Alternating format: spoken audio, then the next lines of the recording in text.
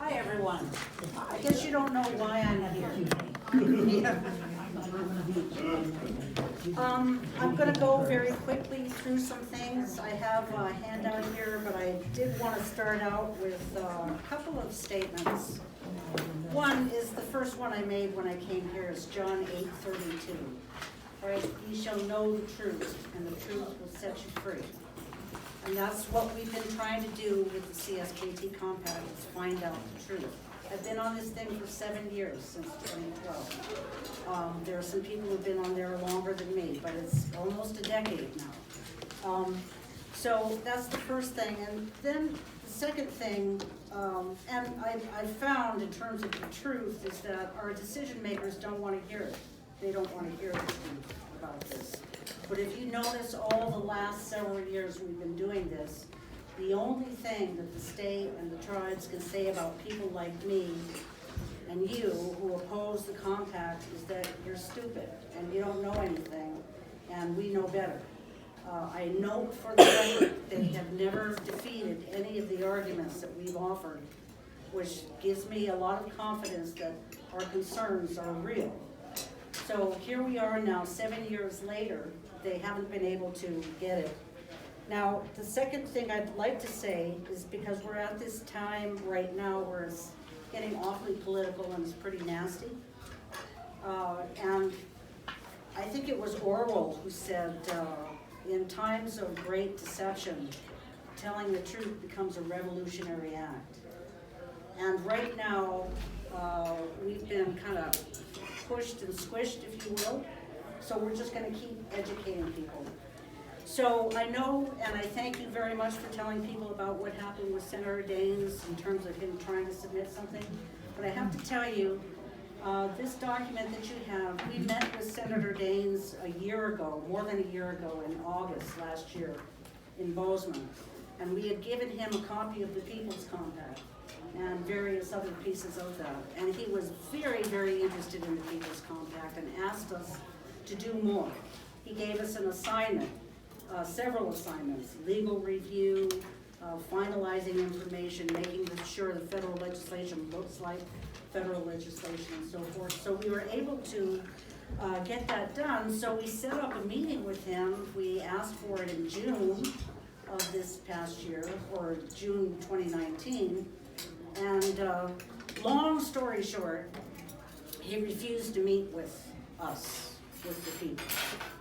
And one of the reasons is, just be flat about it, his chief of staff hates my guts. So if you get into a situation like that, I'm telling you, these guys have thin skin and they're worried about it. Anyway, what they did, basically, because we've put this together, they didn't want to meet with any of us.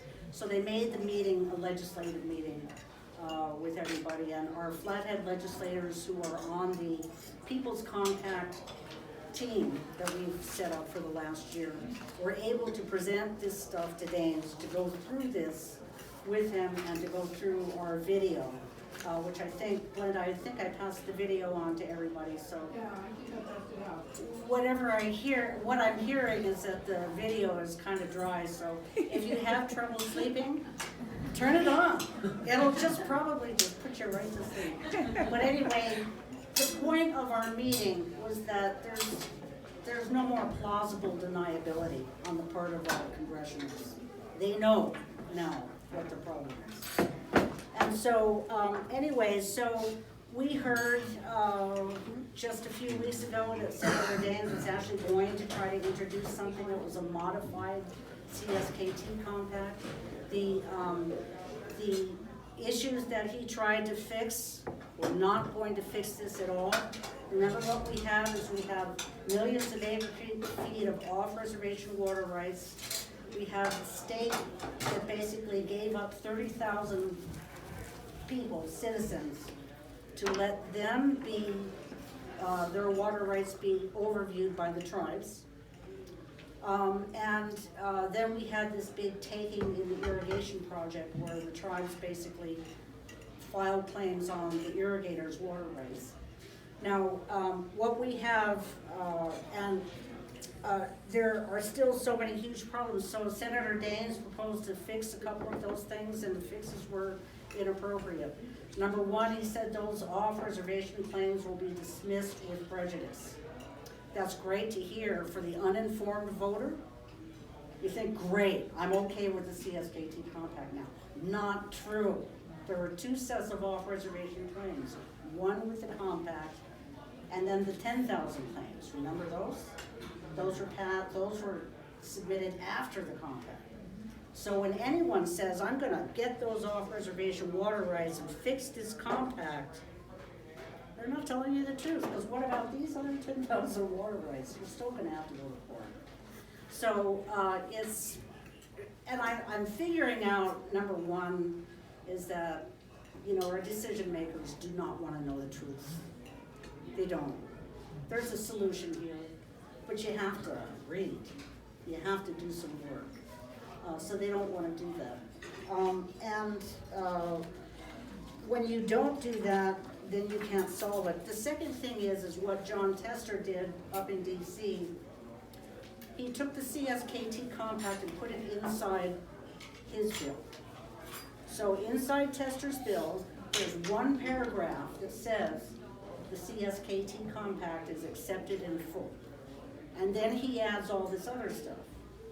So Senator Daines, Jim Forte, and others have not gotten through that outer thing yet. So we produce this 200 pages of materials, which is the best you're gonna get in terms of, this should have been done before this compact discussion was done, so that you all could have the ability to make a decision. What I'm thinking is that we produce this, and Senator Daines and his staff don't know what this is about. Because we're not attacking the Tester compact, we're attacking the initial one that came out of Montana. So I think this is a real problem. I think they're just looking at Tester, and I think that was by design, is to take this awful thing, and we call it Tester's bad burrito. So basically, this thing is still alive. So we're facing an uphill battle on this.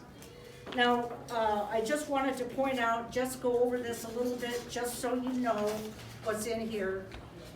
And I attached a couple of things, but basically, any particular issue you have about the CSKT compact can be found here. So if someone says, well, why don't we try this? You can go right to your notebook and say, wait a minute, let me just check. No, that doesn't work, that's unconstitutional. So this is a tool, and because the way this has now happened, where you have the politicals running off over here, and they don't want to meet with the people, and they don't want to meet with people who have information. Remember, I'm a volunteer. I don't have any stake in this. I'm a renter. I don't own any property. I own my car and my furniture. That's about it. I don't think I own my dog. I think it's the other way around. Right. But as this happens, and if you have decision makers who are afraid of people who know something, they will not talk with you. So I am asking you to really know this compact. I'd like to ask you something. Pardon me? At this point, I've got to ask you something. Okay. I own 6 little acres. I have 2 wells. What in the hell does all this mean to me? I talk to my neighbors, they're clueless. And they don't care to hear about the treaty, they don't care to hear about Senator Daines. They wanna know what the hell it means to them. Yep. We need a talking paper or some kind of toolkit that just comes down to earth for Joe Blow, farmer, and I was a farmer. Definitely, and we'll be discussing a I'm lot gonna of tell those my things. friends. But let me tell you one thing. What you have around here is you're gonna have time immemorial, tribal, aboriginal water rights around here. Think about a drought. Think about, the state shows it as one point on the map, the Bitterroot, and the other things that the tribe owns, right here. But you know what a watershed is, right? All the water flows into this one point from quite a big area. So if you have the tribes controlling this point, and there's a drought, forget it. You're way up here, you gotta let your water go down. Because the oldest water right in Montana will never be a time immemorial priority date. So that's the thing, is everybody in Montana is facing basically not being able to use their water because the tribes have control and our state allowed them to do Does this. that affect the value of my property? It absolutely, That's the already, kind of talking paper we need though. yes, If we don't stir up weenies like me, then Danes is never gonna react. yep. I get you, and I hear that, and I will prepare that kind of stuff for you. But I think a key point that you made earlier is that, part of this is the compact, part of it is the 10,000 claims that were filed after the compact was supposedly ratified, which is a totally different issue, but, so there are two different things that we're dealing with. Yes.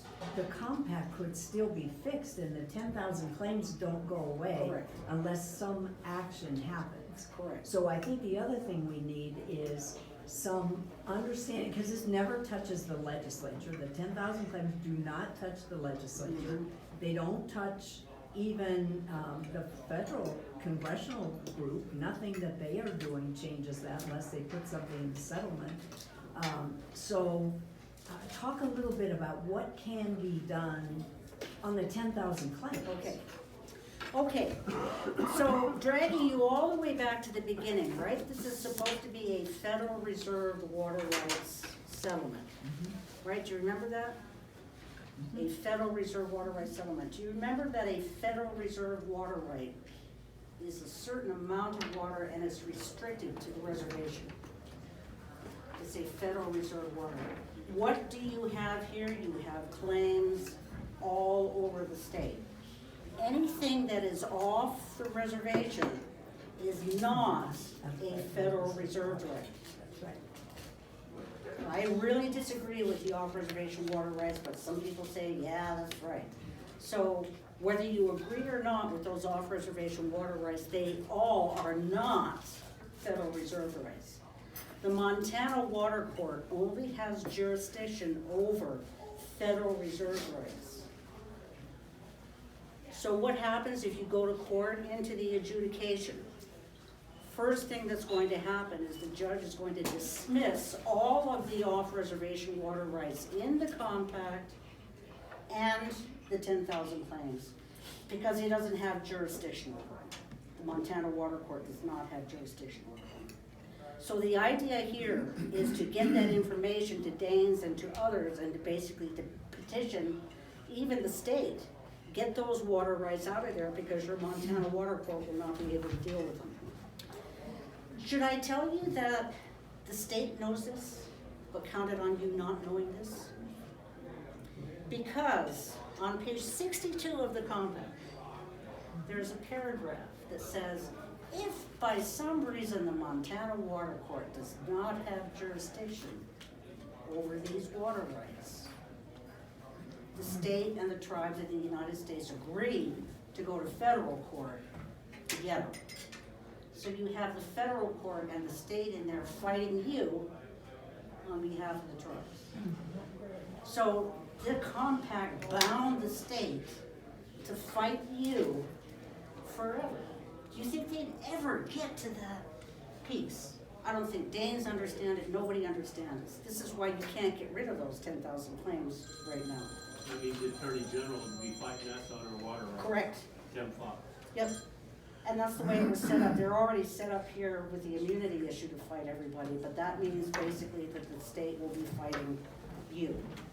Now try to talk to the Attorney General or Assistant Attorney General about that. They don't even know. That doesn't even register. But I'm telling you, it's not a McCarran amendment, that's the phrase. These are not Federal Reserve rights. So honestly, the way they could solve all of this is throw them out. If Danes could do some work, if Gianforte could do some work, they could petition the Interior Department and tell them get those things out of here because my court in my state can't handle it. That would get rid of it. But the other thing is if you don't want to deal with any of this compact, let's just go to the adjudication, which can start in January. Let's just go there, that everyone's been through that, because like I said, the first thing the judge is gonna do is throw out those off-reservation water rights. And in the adjudication, if you go to the water court, there's no compact overlay. No compact overlay. Each right is analyzed on its own merit. And we know, for a legal fact, that the tribes cannot prove their off-reservation water rights. They don't have them. Like I say, besides, they're not Federal Reserve rights. So the farmers and irrigators that I work with are basically, let's go to the adjudication because it's better for us. Our rights are protected better. So anyway, Doctor, there was yes. something that surprised me last time when she was here, was take a minute, if you will, and talk about where the big money or the dark money for the tribes for their attorneys and et cetera, where that's coming from, out of the country. Yeah, I think it is actually. The tribes have a lot of international contacts, but Mercury Consulting is the big group here that they use, and that's Denny Reber's group. But Mercury Consulting is also involved in this Russiagate thing, right? Because they did some lobbying and all that kind of stuff. So they get a lot of money from overseas. The tribes have a lot of Department of Defense contracts. They have contracts with Saudi Arabia to do different things. So their annual budget is $250 million minimum. Lake County's annual budget is $25 million. Now what's upcoming, and I know we're running out of time, but basically what I think is coming, we don't know if Senator Daines is gonna try to introduce anything, but he should not be allowed to. So there should be letters that say don't mess around. There should be letters that say this is political suicide for you, because I'm in a position where if they decide to do anything like this, we've lost everything. So I don't have anything to lose by going scorched earth. I have nothing to lose by trashing them in public. You know, and that's the way a lot of people feel. If Daines is gonna do this, we have nothing to lose, so we're gonna make it an issue.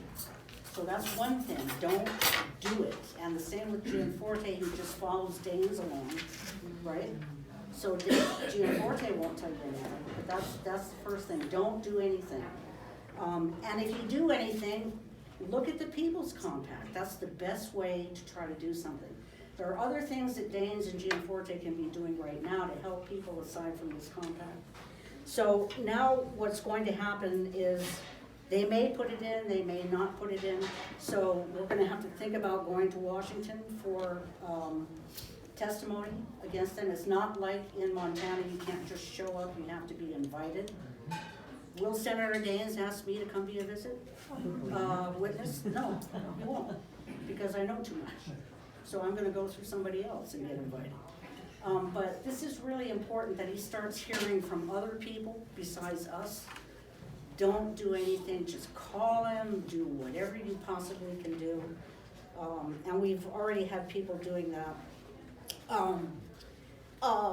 And then the second thing is to really start talking with your neighbors on all of this kind of stuff if you can. I know people are not interested, but I have to tell you that even the people who are really pro-compact right now have no idea what is going to happen to Montana.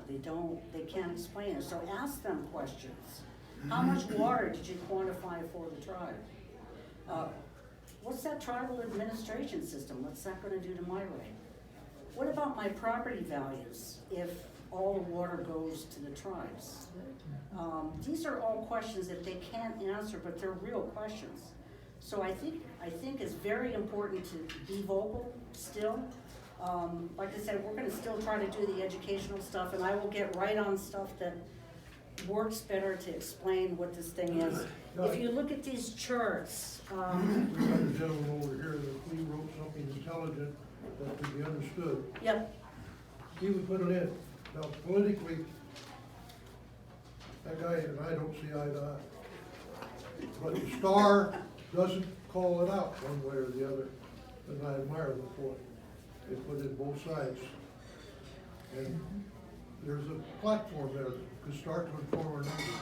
so let me tell you that I think Montana is being held hostage by the tribes. And I have to say, they've scared you with these off-reservation water rights, and I'm here to tell you they're not valid, they're not Federal Reserve water rights.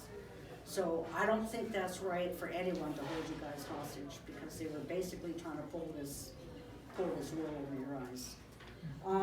If you look at just one of these charts, this is kind of the high level, if you will. Did you know that all the problems with this 1,500-page document came in the first two paragraphs? Came in the first two paragraphs. And this chart basically starts out with who reserved the reservation. It's the federal government. These are federal reserve water rights. The tribes said, no, we reserve the reservation, tribes. So that's how you got all this aboriginal water rights and all this off-reservation stuff. Is the tribe said, we reserved it. Oh, we forgot to tell you in the treaty that we reserved the water. Sorry about that. But that's where they're going. Also, Article 3 of the treaty is an access right. State, tribes in the United States all said, oh boy, that treaty gives us off-reservation water rights. No, it doesn't. Nowhere in the United States. All of the Stevens Treaty tribes, Article 3 tribes, do not have off-reservation water rights. The Supreme Court has not done that. But they did that. Remember that? Jay Wyman waving his hands and telling you that the treaty granted them off-reservation water rights? Absolutely not. And the way they've approached people like myself in terms of that is just tell me to shut up and that I don't know anything. I came here to Montana because of those off-reservation water rights. I know they're not right. So this is kind of the high-level stuff. But, you know, and it's important to understand this. And then we have a comparison, of course, every document in the People's Compact, every site in the CSKT Compact. In this handbook that we have, which is now online, you can read the legislation that we have. You can read everything that we put together here. Then there's a chart in here that tells you what the Reserve Rights Compact Commission should have been doing. They only get to do federal reserve rights. They don't get to do this other stuff.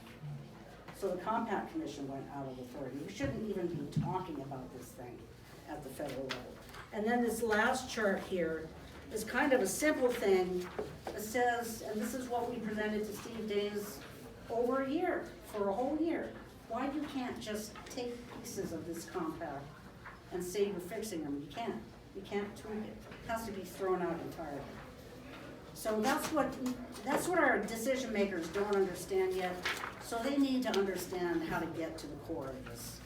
And I've got millions more things to say, but I think I'm just gonna stop here, and thank you so much for your time. If I remember correctly, that this in Montana is a test case for the rest of the United States. And, Yes. and then also that there's big money coming in from mining operations Yes. in Europe and in some other places she mentioned before. The big money is coming in because if the tribes get control of the water, they can squeeze it down. We have on our property, we back up and we have a branch of Big Creek running through our property, and there's four different claims or whatever that have been placed against that. And the water that comes down through these Scalcahoe, et cetera, et cetera, et cetera, the tribes are saying that water supplies your wells. And it also supplies the city's wells. So it supplies Stevensville, Hamilton, et cetera, et cetera, et cetera. So if, excuse me, if they want to, they can come in and squeeze that all down to where basically put me out of business at my house. That's right. And you. And these are important things because if you control the water, then you can control the mining, because every operation, whether you're running a sluice box or whatever, you gotta have water. And so- farming and ranching. And farming and ranching, et cetera, and so that boosts up, if they can shut that part down, like coal, I mean, that's pretty important here in Montana, got a lot of people working there. But what happens over in Europe, if they can shut that operation down because of the water, then the price of theirs, natural resources goes way up. Yep. So they're also funding the opposition to them. Yep. So it's big. I mean, it's really big. It's just not you and me in my backyard. I mean, it's big. Anyway, I'll turn it back to you. Tribes took all of Flathead Lake, for example, all of it, not just the upper 110 feet. They took all of it. That means that all of Flathead County's development is going to depend on the tribal council. How's that? And what you said about these rights, this is what I'm telling you the concern is if these tribes get water rights on their aboriginal lands, these are all the aboriginal lands of all the tribes in the United States. What do you think is gonna happen? They'll expand that. They will, and also I land think we'll patents, be water playing cowboys rights. and Indians again. Yes. And nobody gets this, but we do. Dr. Kate, as we consider the Republican candidates for governor, I think it's hugely imperative that we know where these gentlemen stand on this issue, because for me, quite frankly, this is a deal breaker, and Medicaid expansion as well. And we have talked about Congressman Gianforte.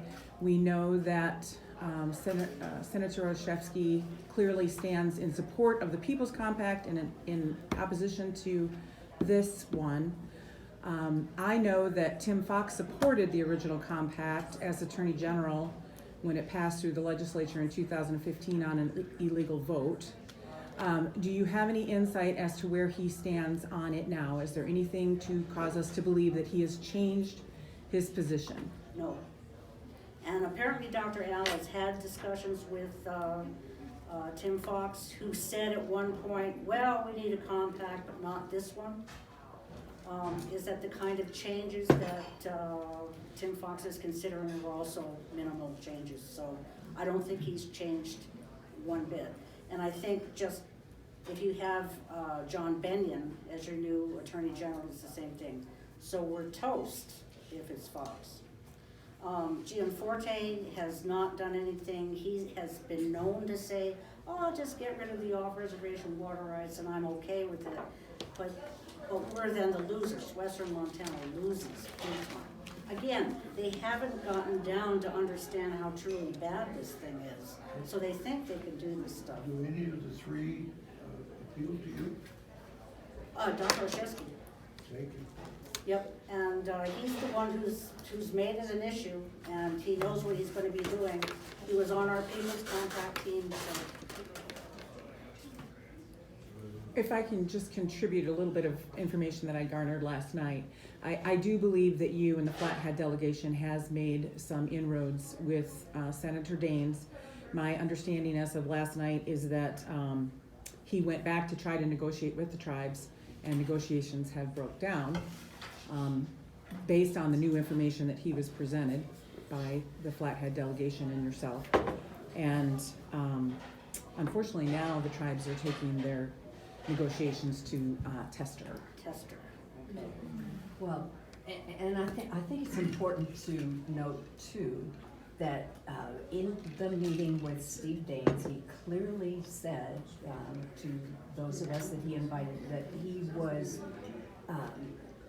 that the changes he was contemplating to the compact would not require it going back to the legislature.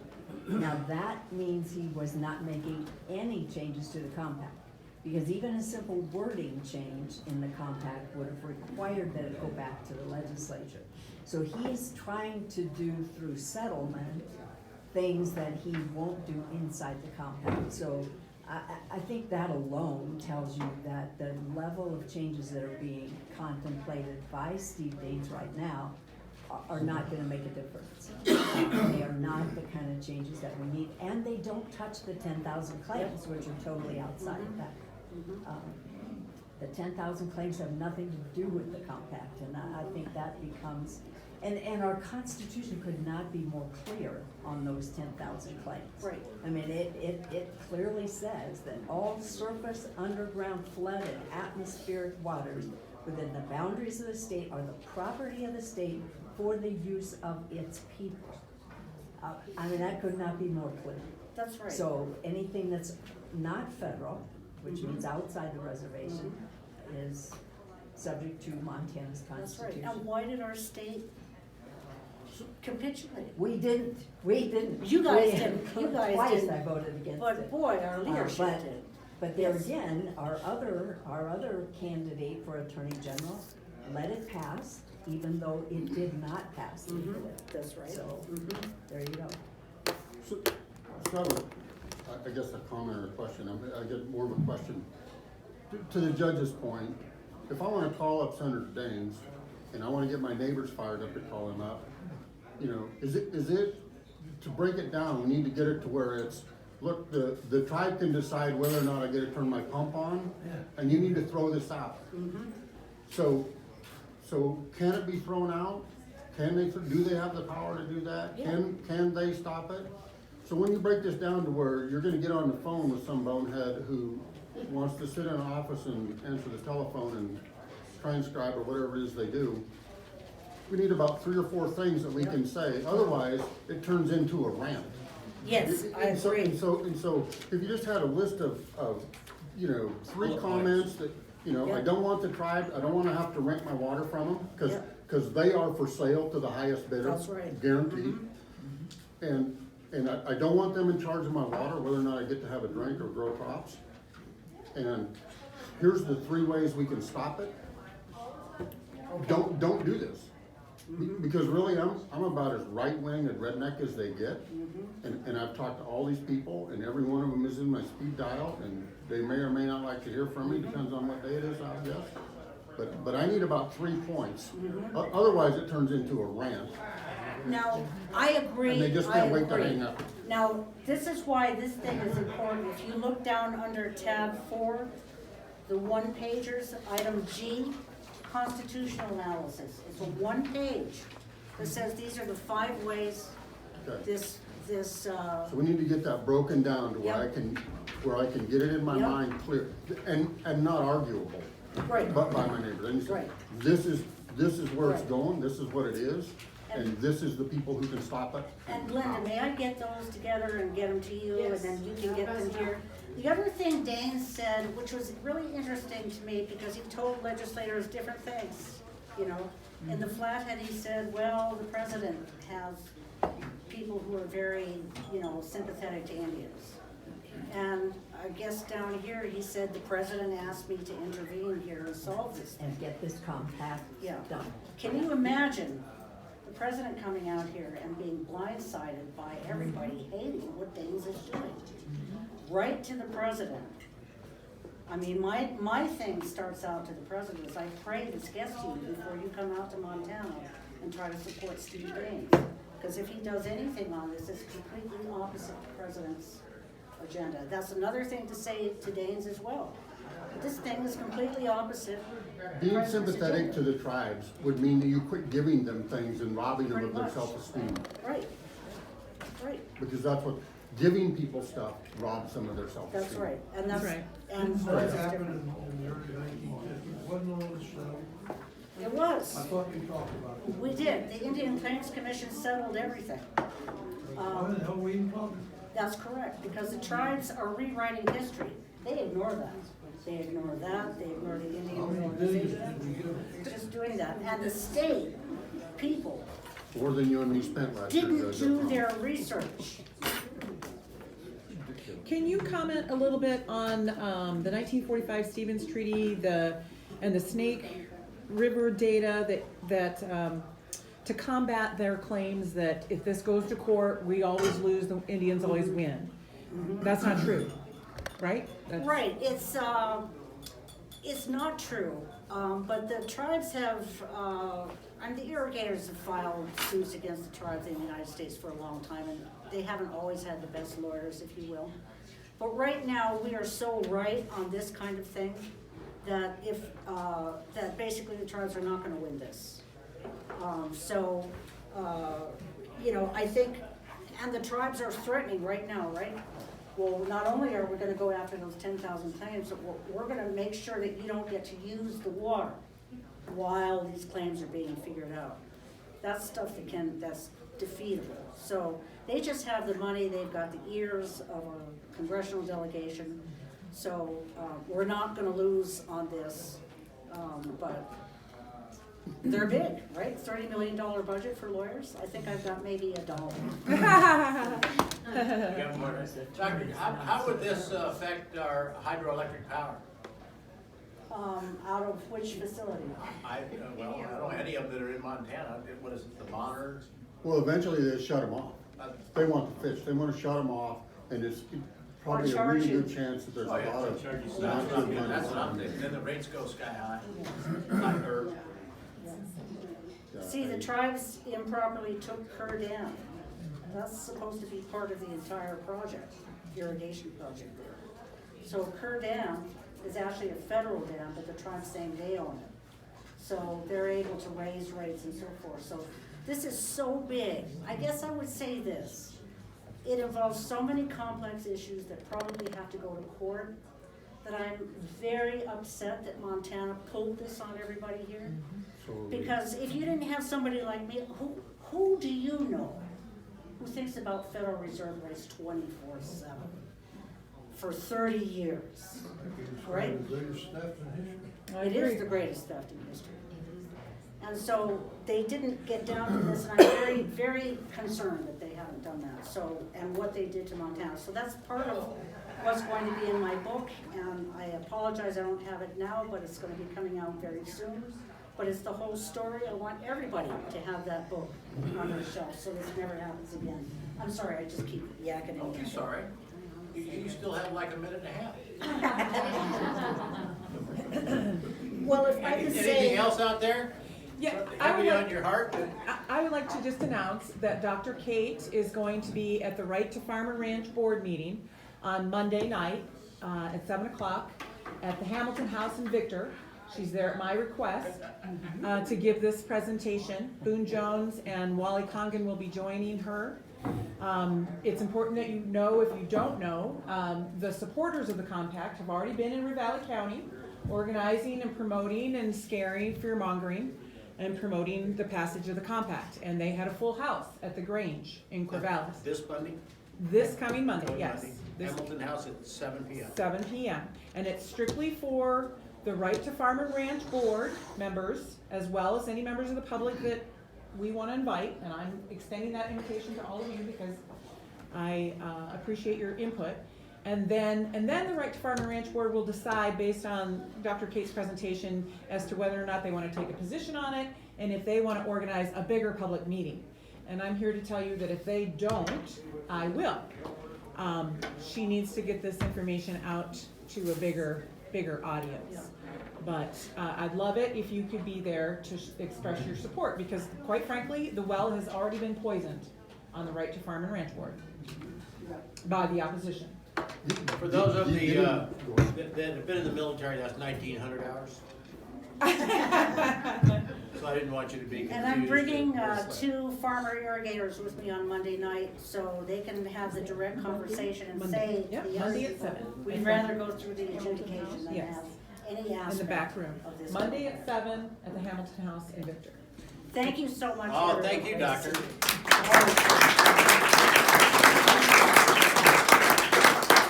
The commercial years ago, it was always at the end of it, they go, thank you, doctor. That's what I feel like, but she's a godsend in taking the fight and volunteering, whatever, but we're gonna give our half of the proceeds today for the drawings, et cetera, for a little travel money and et cetera, so maybe if anybody else feels like they'd like to donate a little something